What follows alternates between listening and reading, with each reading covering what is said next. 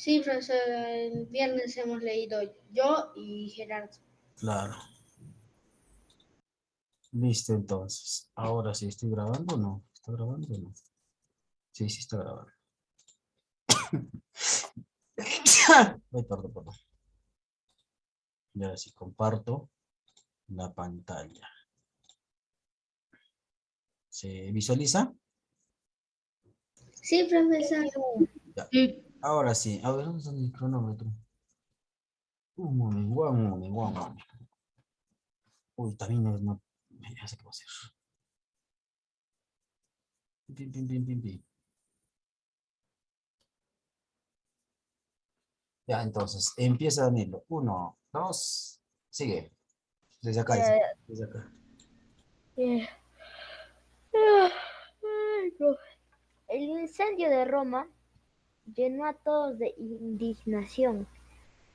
Los galos hicieron una tentativa alocada para asaltar el Capitolio y después pusieron sitio a la ciudadela. En una noche clara, algunos, algunos bravos guerreros trataron de sorprender a la guarnición encaramándose por una pared escarpada donde los romanos no tenían centinelas. Nada turbaba el silencio de la noche, hasta los perros permanecían callados, pero, de pronto, los gansos sagrados de Juno comenzaron a graznar y a batir las alas. Alboroto, alboroto que salvó a los sitiados, pues despertó a Manlio, ¿no? Manglio. Manlio. Manlio, que tomó las armas y dio la voz de alarma. En aquel momento el primer galo alcanzaba la cima de la pared. Manlio, Manlio lo golpeó tan fuerte con su escudo que cayó al abismo arrastrando a varios compañeros. Sorprendidos, los otros galos dejaron las armas para aferrarse a la roca, de modo que los romanos dieron cuenta de ellos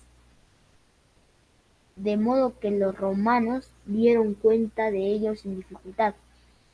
Los enemigos, dice Tito Livio, caían en el abismo como una alud. alud. Los centinelas que se habían dormido durante la guardia corrieron la misma suerte. El hambre diezmó tanto a los de la ciudadela como a la horda de los galos. A estos amontonados de sus campamentos les acometió la peste. La guarnición del Capitolio no tenía que comer, y la continua vigilancia extenuaba a los hombres. Después de un sitio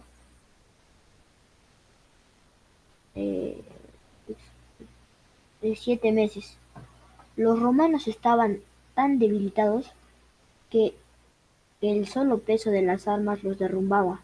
Ofrecieron, pues, a los galos una suma de 1000 monedas de oro, casi 5 millones de pesetas, si levantaban el sitio. Los galos, los galos utilizaron pesas falsas para la evaluación de la cantidad. Los romanos protestaron ante semejante engaño.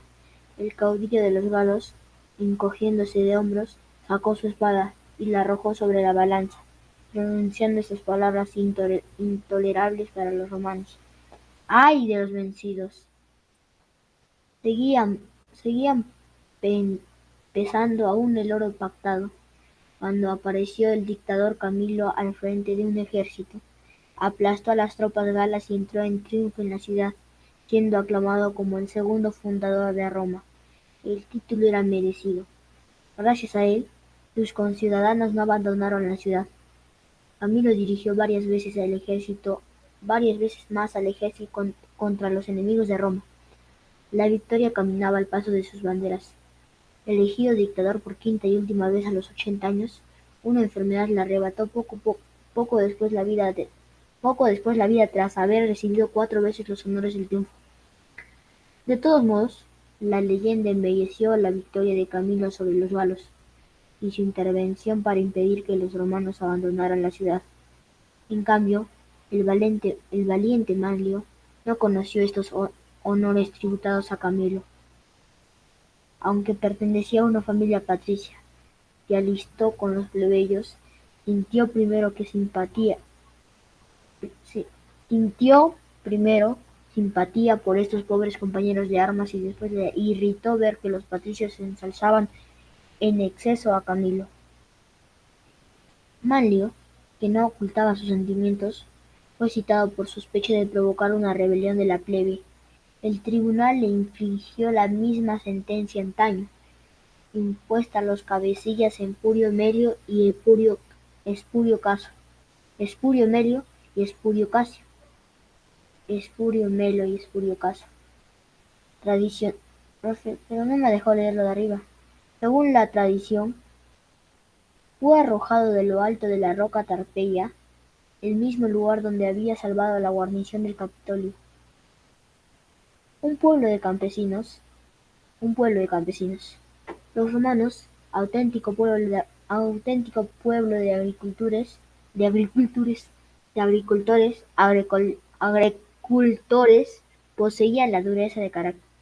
poseían la dureza característica del campesino. Ni los terratenientes ricos consideraban indigno empuñar la mancera del arado. arado. El romano pudiente tenía gala de ser considerado o ser Debe ser, pero ya bueno, sí. gala de ser considerado un buen agricultor y residía en el campo. En la ciudad solo poseía unos aposentos para cuando los negocios le llamasen a Roma. En verano también vivía en la ciudad para respirar aire algo más fresco que en la llanura de la Campania, donde el calor era agobiante y el agua de las marismas exhalaba pestilencias.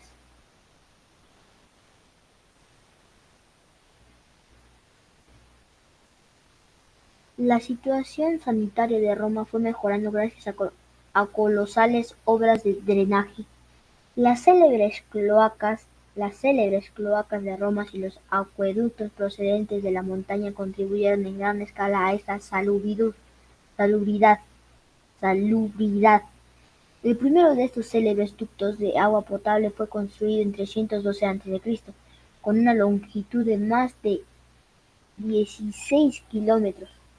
Al principio, el foro era un llano pantanoso entre el Palatino y el Capitolio. Las, las dos primeras colinas edificadas de Roma, para unir aquellas en un solo núcleo, había que desecar las marismas. La tradición atribuye esta empresa al rey Tarquino. El, el estero que cruzaba el foro fue encauzado y se convirtió en el desagüe principal de Roma. La célebre Cloaca Máxima, su colector central era de dimensiones Tea, enormes para la época, que podía circular por él un carro bien cargado. La Cloaca Máxima aún se utilizaba en el siglo VI después de Cristo, y uno de sus conductos laterales todavía funciona hoy. No obstante, la higiene dejaba mucho que desear, pues los habitantes vivían prácticamente amontonados. La ciudad, la ciudad superpoblada era pequeña, sucia, malsana, malsana, malsana, malsana, malsana, mal construida y sin sectores estéticos atractivos. Roma era, en realidad, un amontonamiento de varias aldeas latinas. Los poblados agrícolas de las colinas romanas, convertidas en zona urbana, desbordaron las antiguas murallas de la ciudad e inundaron los valles. Las chozas con tejado de paja fueron sustituidas por casas de piedra, pero se construyó en desorden y sin planificación. Las casas, por lo general de adobe, tenían un aspecto gris sucio. se levantaban sobre las angostas y escarpadas colinas o se acomodaban en sus flancos como nidos de aves. Tal era el aspecto de la famosa ciudad eterna, que tantísimos y diversos peregrinos atrae en nuestros días. Nadie adivinaba entonces la grandeza que le deparaba el porvenir. Así, pues, cuando Atenas gozaba de su edad dorada en tiempo de Pericles, Roma solo era un populoso villorrio, villorrio, vi- ah, populoso villorrio de campesinos, sin un solo artista o escritor local, hasta mediados del siglo IV a.C. Las ricas ciudades etruscas del norte y las griegas del sur superaban a Roma. El progreso de los griegos llevaba un milenio de ventaja a los romanos.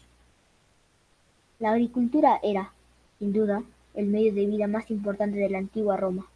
La palabra latina cultura significa trabajo de la tierra. Con todo, los romanos entendían que no bastaba abandonar el estado nómada, establecerse en lugar fijo y dedicarse a la agricultura para ser un pueblo civilizado. Ello solo constituía condición previa para el establecimiento de una civilización en pleno sentido de la palabra. Solo las ciudades pueden crear la cultura, decía Vergesio, un escritor romano que vivió hacia el, vivió hacia el 400 a.C. Las ciudades deben su prosperidad al comercio y a la industria. De una forma u otra, el campesino tiene que vender su trigo, su vino y su ganado para comprar otros productos de primera necesidad. Roma no tenía una clase comerciante propiamente dicha. El comercio urbano consistía sobre todo en el trueque.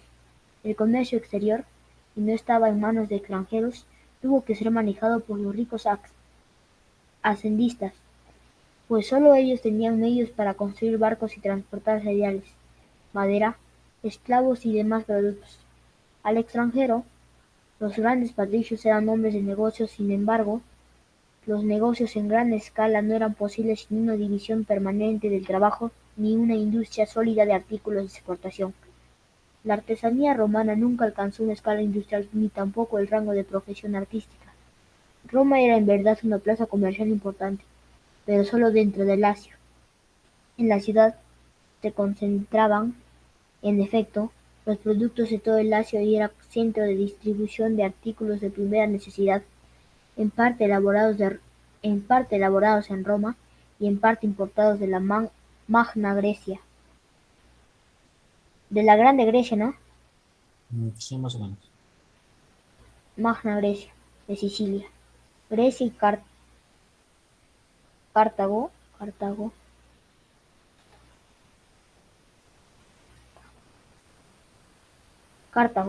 sobre todo, pero Roma no era un emporio. Profesor, ¿cómo se dice eso? Cartago. Si sería Cartago, sería una esdrújula, entonces llevaría tilde. Como dije, Ay, que todas las profesor. que llevan mayor fuerza de voz en la antepenúltima palabra llevan siempre tilde, acá no tiene tilde. La mayor fuerza de voz está en la ta, Cartago, Cartago. sobre todo, pero no era un emporio comercial como las colonia espartana de Tarento, por ejemplo, o la ciudad etrusca de Ca- Caere. Durante largo tiempo, la villa tiberina solo fue centro de gravedad de una región agrícola. El romano tenía de su ciudad y de su país la idea que podía tener un campesino de la época. Sus conquistas eran algo así como una ampliación de sus tierras, pagadas con sangre más que con dinero. Lo ven, los vencidos, no solo son los vencidos, ¿no? Sí, sí, sí. Los vencidos se veían obligados a integrarse en la población romana o a ceder una parte de un suelo de cultivo, generalmente un tercio, y sobre estas tierras conquistadas se asentaban las propiedades cultivables romanas. Muchos pueblos, dice Mommsen, han, Mommsen, han vencido, han vencido a otros y han conquistado sus territorios, pero ninguno como el romano supo hacer tuyo y fecundar con sudor el terreno ocupado. Ningún, ni ningún, ni ninguno otro, ni ningún, ni ningún otro conquistó con el arado lo que apresó antes con la lanza. Lo que la guerra da, otra guerra puede quitar, pero ello no rige con las victorias que el labrador consigue sobre la tierra. Es cierto que los romanos perdieron muchas batallas, pero nunca se dieron un palmo de terreno romano, y debieron el acrecentamiento de su territorio al campesino. La fuerza del individuo y del Estado residía en el derecho de propiedad y posesión absolutamente efectiva de las tierras laborables. La grandeza de Roma se basaba en la posesión del suelo por los ciudadanos y en la gran homogene- homogeneidad de la población agrícola. Su afición por el trabajo pacífico y creador explica, tanto o más de su profundo sentimiento nacional, el poderío que adquirieron en Italia primero y después en el mundo. En Roma, el propietario libre conducía el mismo su arado, él mismo su arado. Por eso los espartanos no pudieron crear una cultura ni estuvieron capacitados para ejercer un largo dominio sobre los pueblos, familia y religión en la Roma antigua. Si se compara la sociedad romana con la espartana, se observa en el acto que en Roma la comunidad era muy exigente con el ciudadano, pero respetaba su libertad individual y su dignidad humana. En Roma, la organización comunitaria era algo más que una máquina ciega. Roma respetaba a la familia.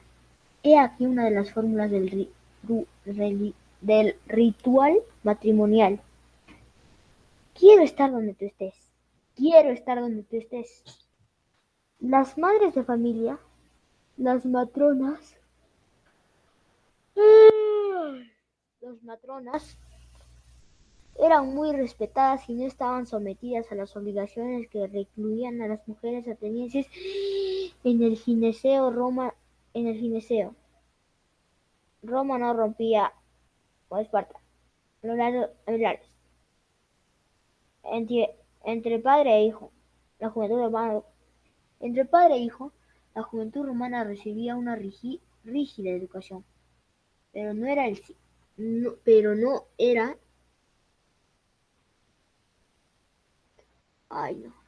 escindida del ámbito familiar.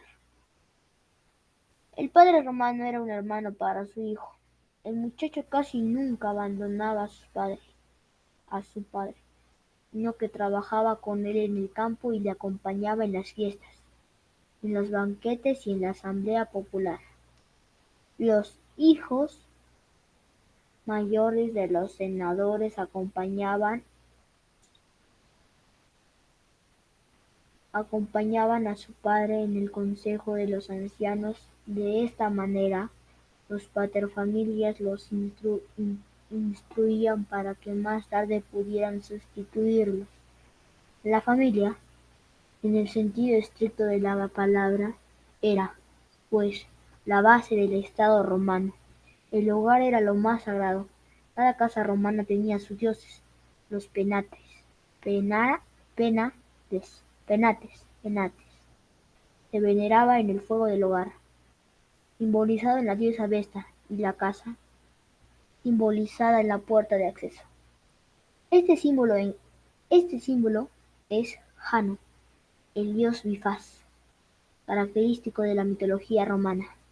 En efecto, la puerta mira a la vez al interior de la casa y al exterior. Con algo de imaginación puede identificarse este dios romano. En latín, puerta se dice Janua, Janua, Janua, Janua, Janua, Janua, Jano, mes del año. Julio César llamó a Januarius era, pues, el protector de todo principio y de todo fin. Por eso lleva su nombre el primer mes del año. Julio César a llamó Januario, ¿qué? Januario, Janaurio, Jano, ¿ya? Enero, a este primer mes cuando introdujo en 45 a.C. el calendario juliano y la división egipcia del tiempo según los años solares. La religión romana ostenta el sello de las necesidades, deseos y esperanzas de unos hombres que tenían que ganarse el pan con el sudor de su frente y que carecían de imaginación. La mitología romana no da lugar a fantasías. Los romanos tomaron casi todos sus dioses y diosas a los griegos, que, después de los etruscos, fueron maestros de los romanos en cada faceta de su cultura. La mitología griega había sido creación de los espíritus mejor dotados. La mitología romana corresponde, en cambio, a las necesidades comunes del pueblo, buenas cosechas y negocios lucrativos. He aquí lo que el romano esperaba de los dioses. Por su parte, procuraba cumplir con escrupulosidad todas las ceremonias que los poderes divinos exigían de él. Para los hebreos, la religión era una alianza de Dios con el pueblo. Para los romanos, el significado primario de la palabra religio no entrañaba un sentido místico, sino una relación jurídica entre divinidad y adorador. El romano cumplía con tanta meticulosidad ritual como los contratos comerciales. Se acercaba a los dioses, ha escrito Mommsen, con la timidez del deudor que va al encuentro del poderoso acreedor, lo cual no impedía alguna que otra tentativa para predisponer a éste en su favor, con aparentes muestras de piedad que facilitasen las transacciones en esto, como en todo. Los ro- los romano, los, los romano, los romano, los romanos aplicaban la máxima do des, do ut des, te doy para que me des. Muy bien. Mal. Gerardo, ¿cuántos has anotado? 15, profesor. Ya. Eidan, 16, Fabricio, 14, profesor. Profe, me voy a quedar 5 minutos más ya, ya, no hay problema. solo porque a las 2:10 tengo clase. Ya, bueno, vamos a ver yo cuántos tengo, ¿ya? Acá, ¿por qué? No sé por qué te has comido ese punto. ¿Cuál, profe? De acá, uno, dos, es Janaurios, nada más. Uno, dos, tres, cuatro, cinco, seis, siete, ocho, nueve, 10. ¿Listo? Alguno que otro ya me ha pasado.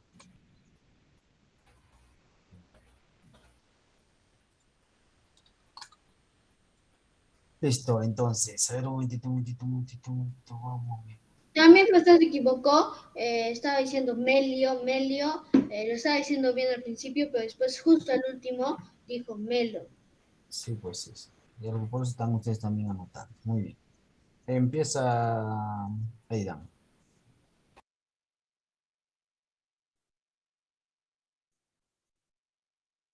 Aidan, Ya, profesor. Marte, dios de la guerra. Pare- Parece haber sido la divinidad más importante mientras los romanos lucharon por sobrevivir entre pueblos vecinos. Se veía en él a un protector que vencía al enemigo y defendía al pueblo y a los rebaños. Poco a poco, Marte pasó a segundo plano y Júpiter ocupó su lugar. A Júpiter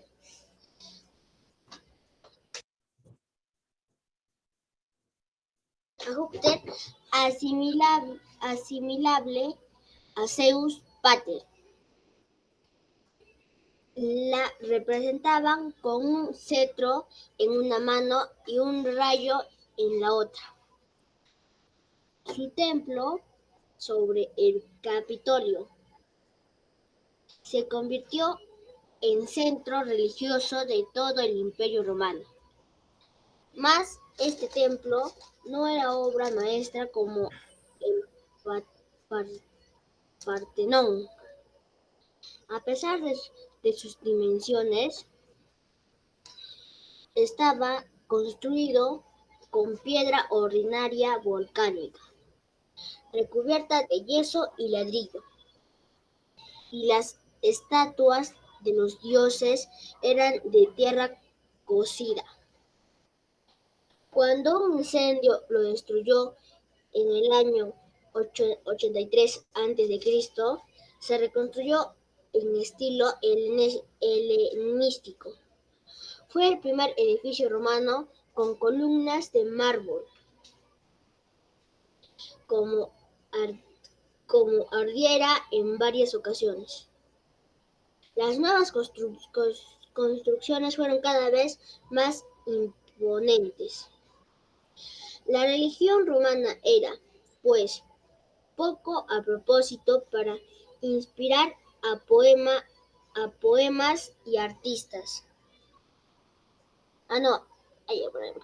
Además, el A mundo ver, religioso. si te has dado cuenta, tienes que rectificar, pues.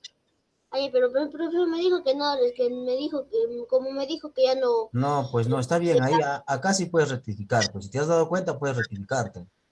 Ya, para inspirar a poetas y artistas. Además, el mundo religioso de los romanos estaba dominado por unas fuerzas que se comportaban con ar- arbitra-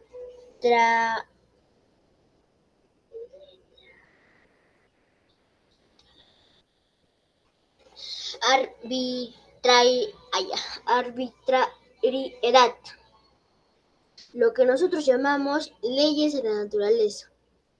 Eran para los romanos poderes divinos sin otras normas que las de la propia voluntad y capricho. Según los romanos,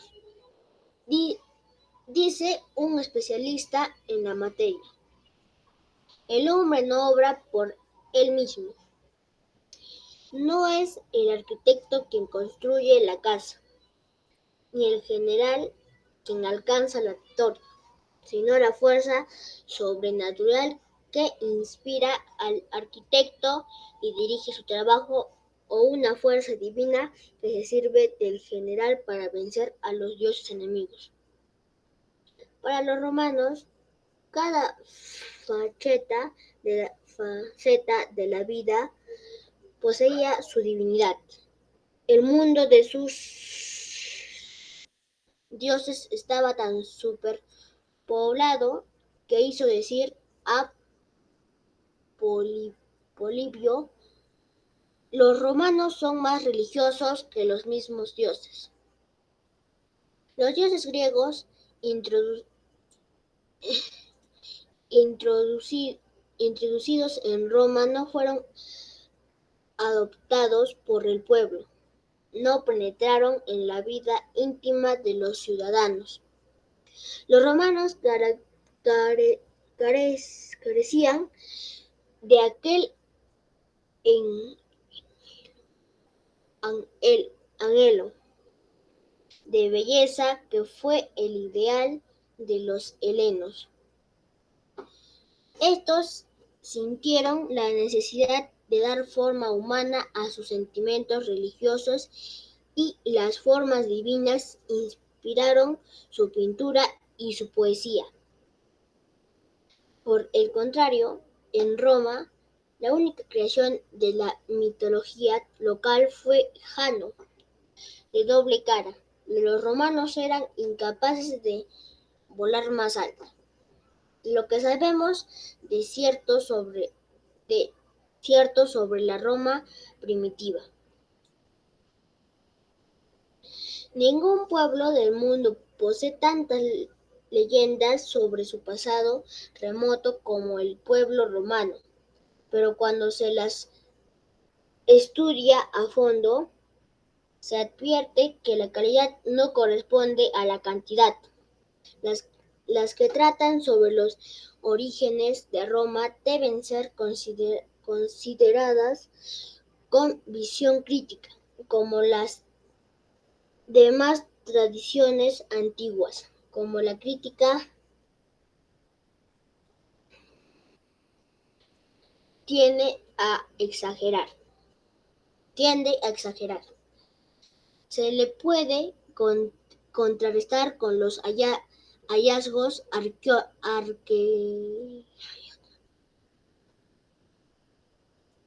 arqueológicos. Lo único que puede confirmar tradiciones que se tenían antes como lucubraciones históricas o fantasías populares. A comienzos de nuestro siglo, un historiador italiano aún podía afirmar que la ciudad eterna no podía haber nacido antes del año 450 a.C. Pero apenas expuesta la teoría y aceptada casi por todos, las piedras milenarias comenzaron a protestar. Abrió su seno la tierra y surgió de las excavaciones del foro una lápida que probó que la historia de Roma era unos siglos más antigua. A juzgar por la inscripción, proviene de la época de los reyes romanos, o, en todo caso, de los primeros años de la República. Este descubrimiento es muy interesante, ya que se han encontrado pocas inscripciones de la Roma anterior al año 300 a.C. Los decretos del Senado constituyen otra fuente histórica importante. En efecto, el Senado hacía consignar siempre por escrito sus resoluciones, que ya fueron aprovechadas por Tito Livio y otros historiadores. El Senado consultó más antiguo llegado hasta nosotros data del año 186 a.C. y trata del culto de Baco, imitación romana de los ritos griegos en honor a Dionisios.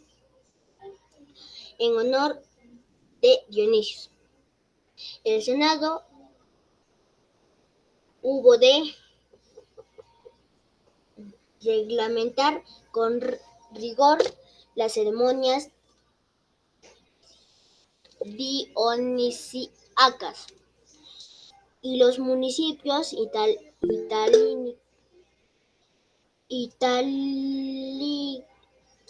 tuvieron que exponer en la calle el decreto, grabando en planchas de bronce para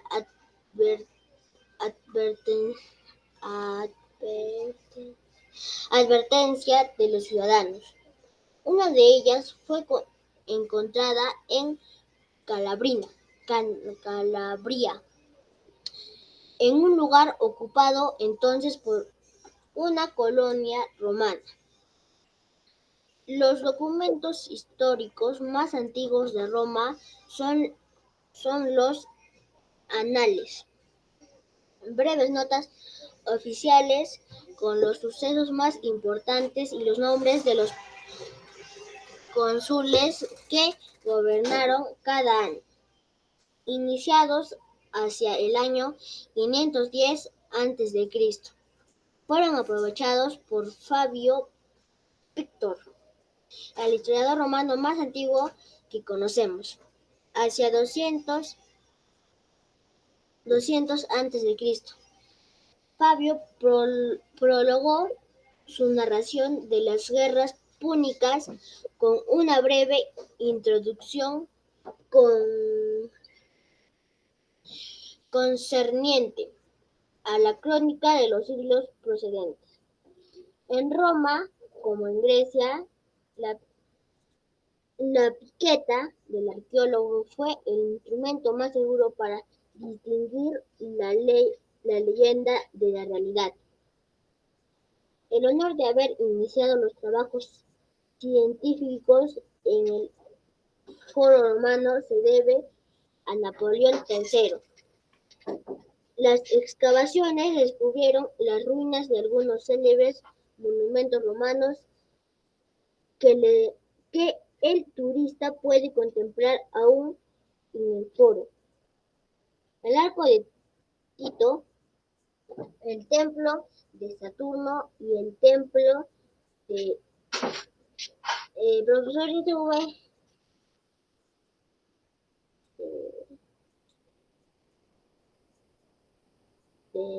¿Está? Lee junto. ¿Qué es, pues? Allá, de Vesta. De construcción circular como las chozas de los antiguos latinos. Sin embargo, ninguno de estos monumentos representa en su forma actual a los primitivos templos de la República.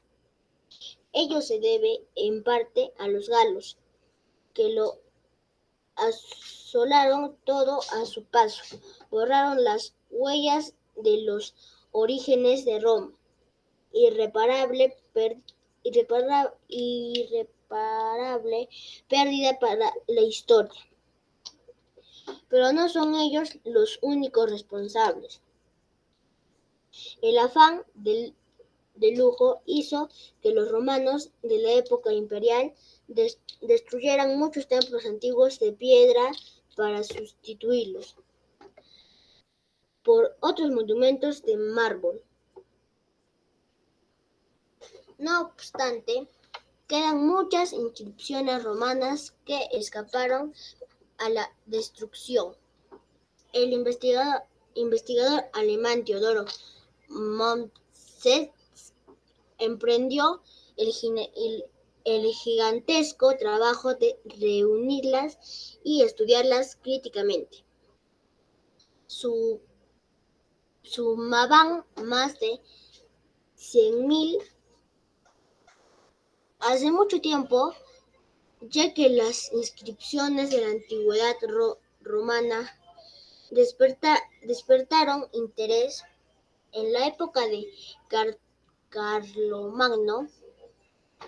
Un monje copió muchas e importantes inscripciones, aprovechando una peregrinación a Roma. Tenemos un ejemplar de su obra, pero el interés subió de punto en el Renacimiento, época en que numerosos investigadores copiaron y publicaron documentos epigráficos. Estas colecciones son de incalculable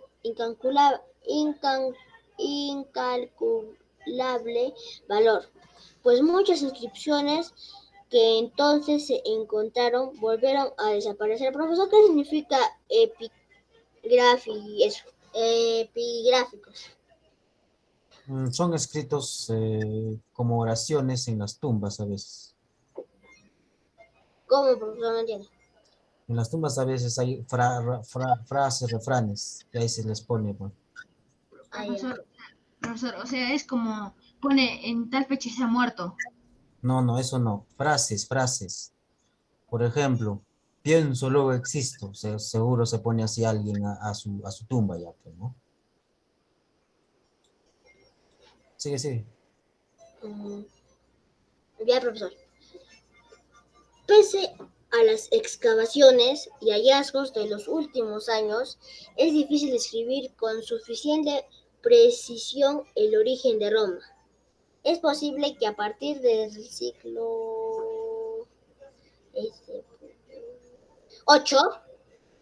antes de Cristo, su actual emplazamiento haya sido ocupado por distintas ciudades, pues, al contrario de lo que antes se creía, no solo se posesionó el Palatino, sino también el Capitolio, el Quirinal y las laderas occidentales del Esquilino. En el Valle del Foro se asentó el centro de la vida social y religiosa. Los romanos levantaron allí los primeros santuarios, en particular en el de Vesta y y el de la diosa Ops, perso-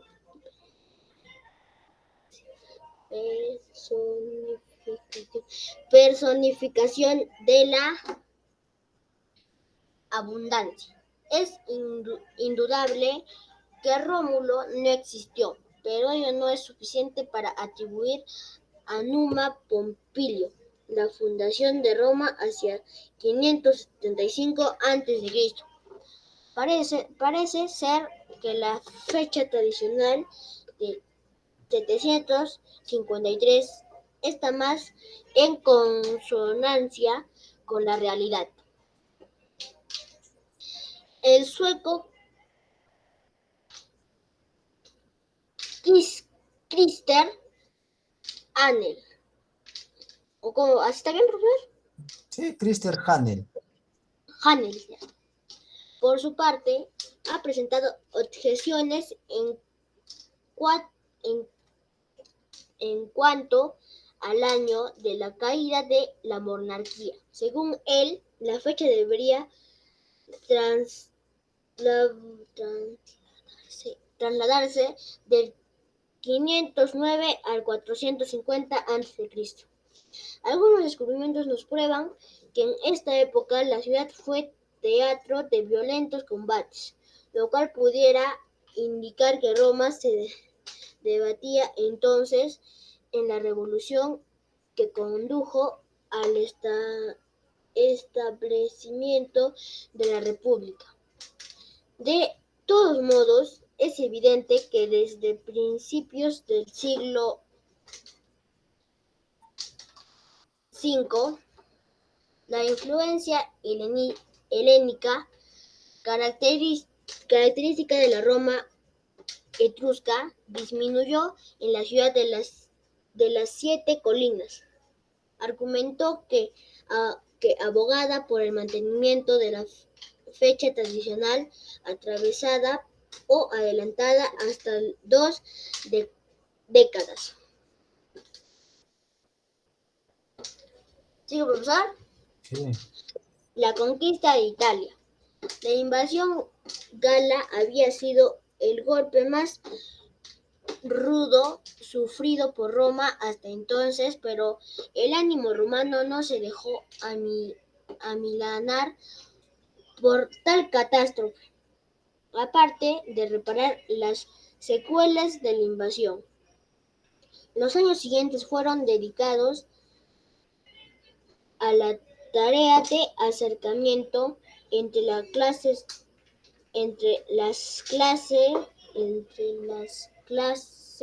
sociales. Clases, Profesor, pues, clases. Si está acá en plural, también tiene que estar en plural. entre las clases sociales. Ello dio a Roma una capacidad de resistencia mayor que antes. Hacia mediados del siglo VI a.C., la lucha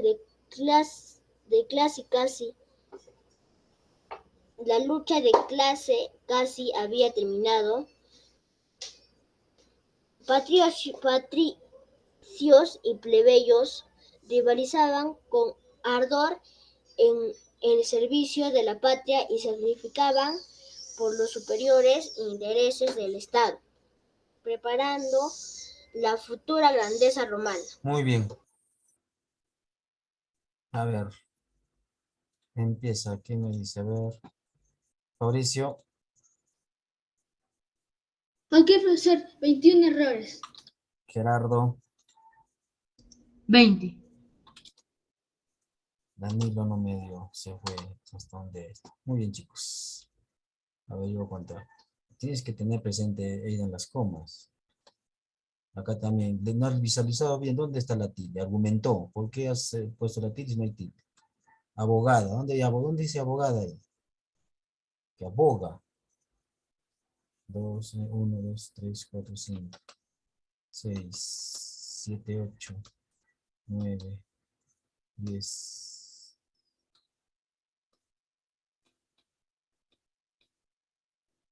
¿Presente has leído? ¿Presente has leído? ¿Es acá? Más arriba, profesor, porque ahí todavía marcó. Más arribita.